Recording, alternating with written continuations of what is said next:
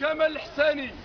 تحيات المجد والخلود لشهيد البطالة، لشهيد البطاقة الرفيق بودروة. تحيات المجد والخلود لشهيد العطلة الرفيق عبد الوهاب زيدون. نحن الآن نخلد ذكرى بين الشهيد عبد الوهاب زيدون، الشهيد اللي توفى محروق مدينة الرباط أمام الملحقات تاع وزارة التربية الوطنية. الشهيد مات محروق لأنه تيقول لا للعطلة، لأنه تيقول لا للتهميش. عبد الوهاب زيدون يقول لا مدينة الرباط اقتحموا الملحقة ديال وزارة التربية الوطنية كتعبير على الامتعاض تاعهم الرفض للسياسة ديال الإقصاء اللي تتمارسها أجهزة الدولة. حيت تمارس الحصار، الرفيق هبط هو بعد الرفاق ديالو باش ياخذوا المؤونة لأنهم تمنعوا منها لما يزيد عن 15 يوم. كقضية احترازية خواو على راسهم ليسانس. الموت ولا المدلة، الموت ولا المدلة، الموت ولا المدلة، الموت ولا المدلة، الموت الموت الموت الموت الموت الموت الموت الموت. كما قلت الرفيق عبد الوهاب زيدون هو بعض الرفاق تاعو هبطوا من فوق السور ديال الملحقة ديال وزارة التعليم بالرباط باش يمدوا الزملاء ديالهم بالمؤونة اللي تحرموا منها لما يزيد عن 15 يوم.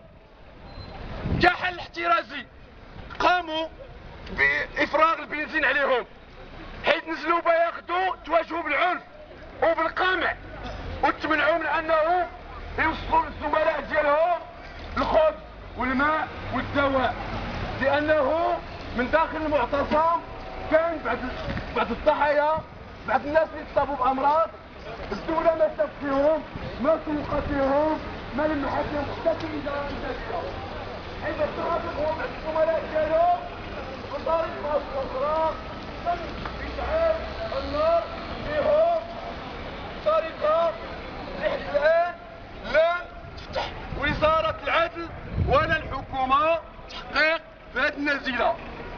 اعطى السيد الرماد بعض الوعود على انه غادي يفتح تحقيق في الخلفيات ديال الوفاه ديال الرفيق ديالنا.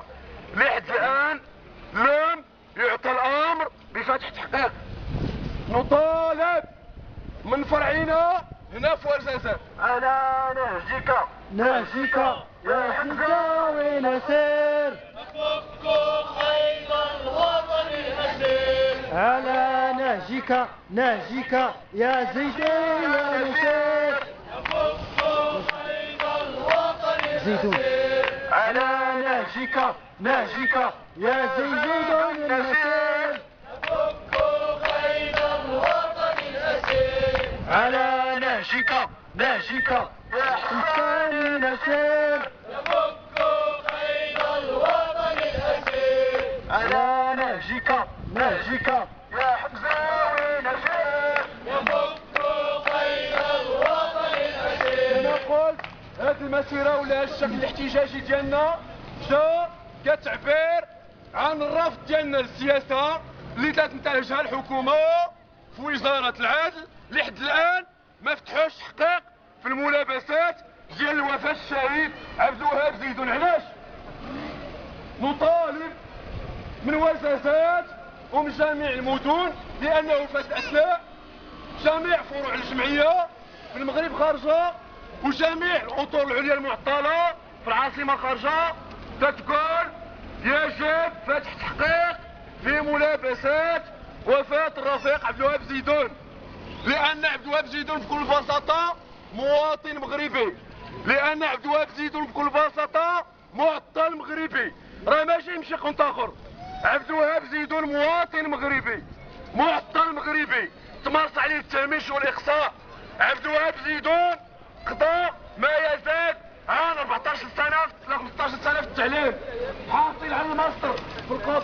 توتيخ من جامعة فاس حاصل على الماستر في القضاء والتوتيخ ومشى محروق. مشى محروق علاش؟ لأن هاد الدولة هادي ما تتفرج لنا غير البطالة، ما تتفرج لنا غير التهميش، ما تتفرج غير الإقصاء، وحنا تنقولوا لا للإقصاء لا للتهميش لا للإقصاء لا للتهميش.